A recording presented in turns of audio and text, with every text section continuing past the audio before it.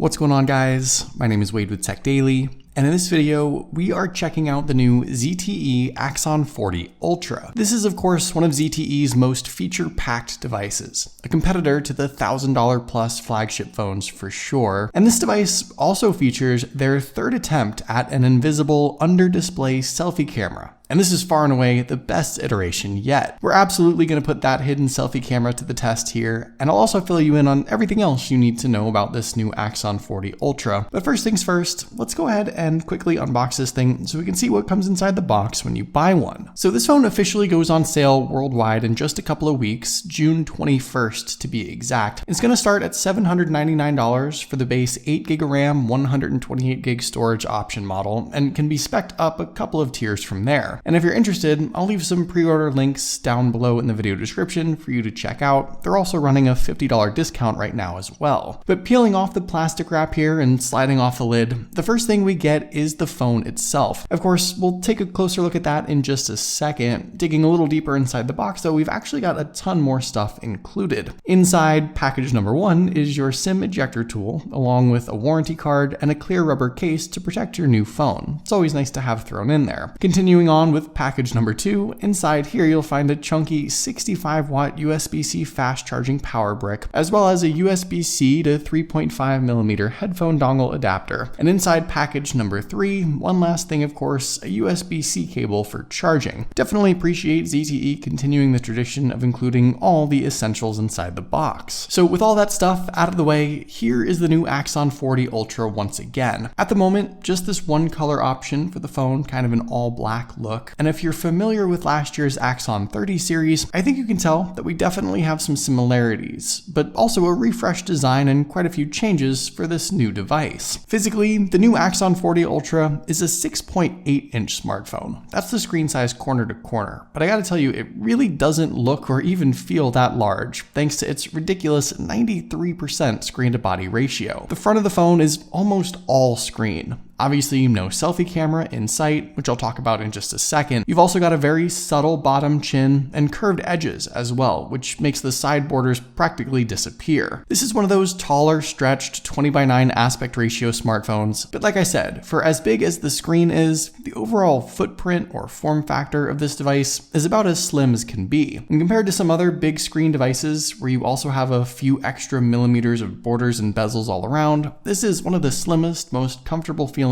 big devices at this size. The other thing that helps it out in the hand is a very slim frame with curved sides that come to a pretty sharp edge. We don't really see a lot of smartphones with this form factor anymore. Curved displays have kind of gone away, but it's here on this phone, and honestly, I didn't find any initial issues with like the edge of my hand, for example, touching any part of the curved display that caused a problem. And around back, this phone actually has a frosted glass rear cover. Really interesting texture and feel, a bit of a sparkle almost in the right light, but premium materials all around paired with a thick metal frame. All in all, a flagship build for sure from top to bottom. And taking a quick look around at everything else, nothing at all on the left side of the phone. On the right, your volume button's there just above the power button, which has kind of a textured finish. Up top, one of two speakers on the phone, alongside an IR blaster, which is sort of interesting. Down at the bottom, the second speaker there next to the USB-C port and dual SIM card tray. Unfortunately, no SD card slot or expandable storage for this phone,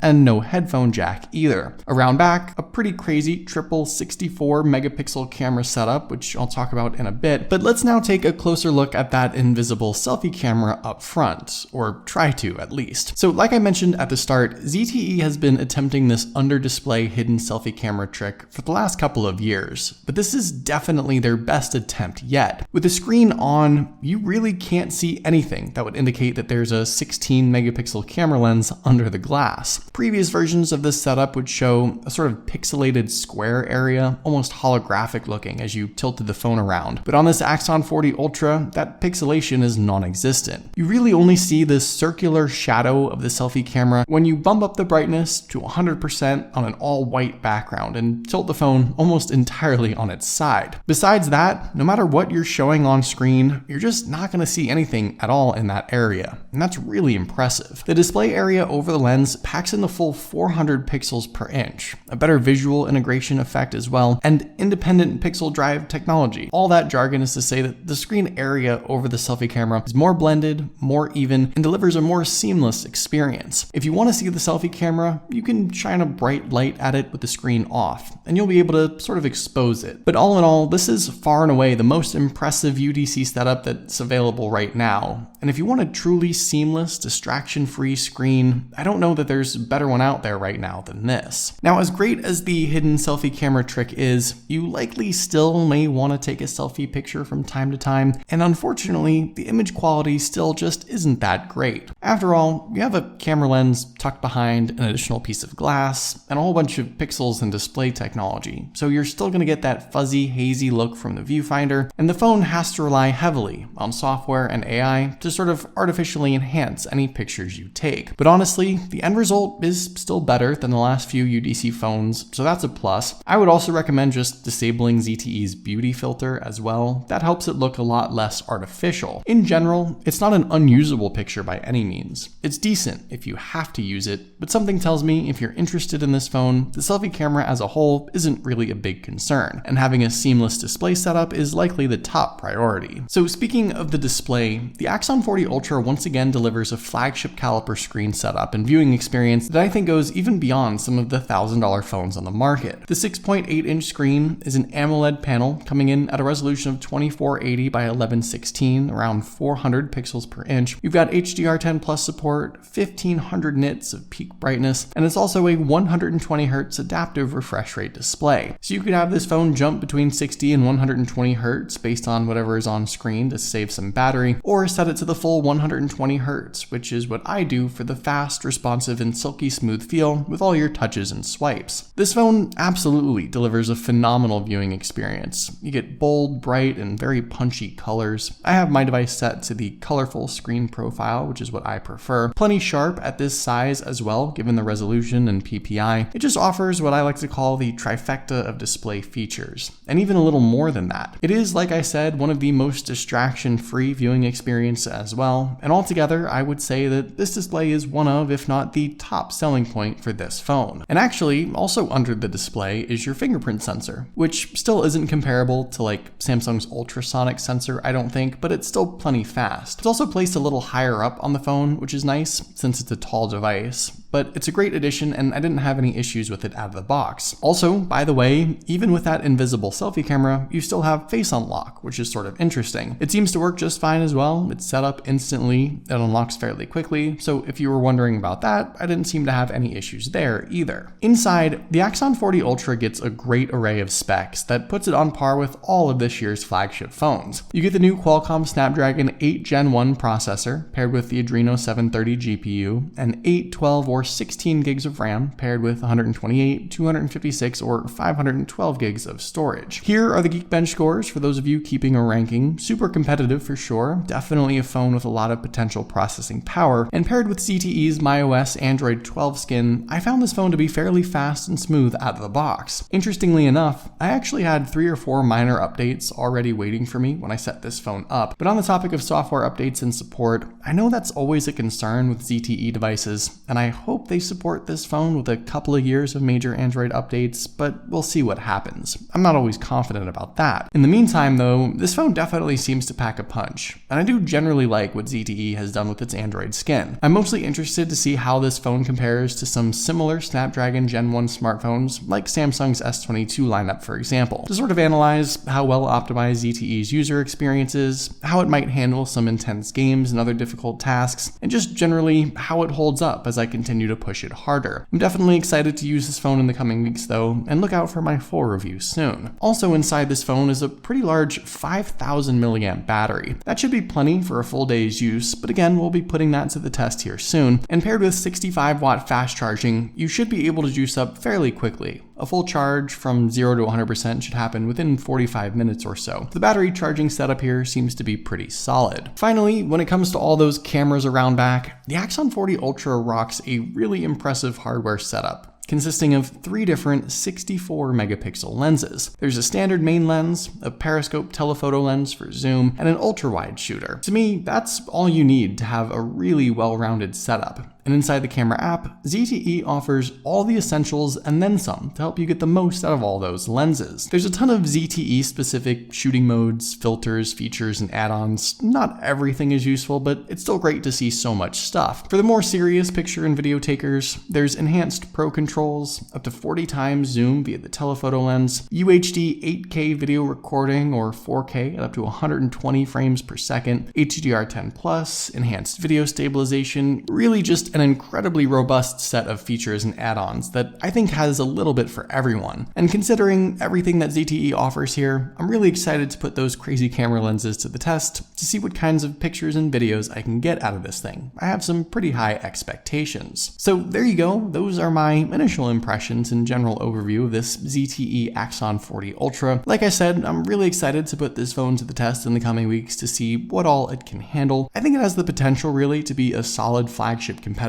at maybe a 20% price discount in comparison, but what do you guys think? Is this a phone you'd consider right now? Let me know in the comments down below. I'd love to know your thoughts, of course. Hopefully you guys did enjoy this video though. Be sure to follow TechDaily on Twitter and subscribe to the TechDaily YouTube channel if you haven't already, and I'll see you guys later.